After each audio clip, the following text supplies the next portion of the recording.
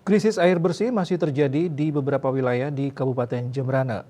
Badan Penanggulangan Bencana Daerah BPBD Kabupaten Jembrana terus berupaya memberikan layanan suplai air bersih kepada warga yang membutuhkan.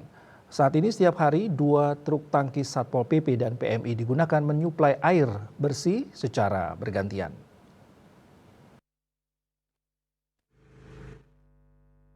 Kepala Pelaksana BPBD Jembrana, Iputu Agus Artana Putra mengatakan selama hampir 4 bulan sudah lebih dari 200.000 liter air bersih didistribusikan ke titik-titik permukiman warga yang rawan kekeringan.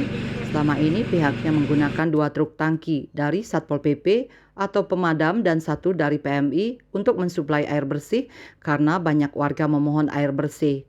Sekretaris 1 PMI Kabupaten Jembrana Iputu Sasu Budi Satwa mengatakan, truk tangki PMI ini diperbantukan dari PMI Bali sejak sebulan lalu untuk membackup upaya menyuplai air bersih kepada masyarakat yang membutuhkan melalui BPBD.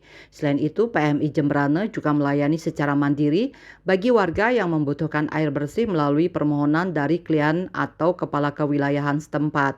Sejak 21 September sudah 21 distribusi air bersih ke 6 Banjar lingkungan di 7 desa kelurahan di 5 kecamatan dengan menyasar hampir 8.121 jiwa.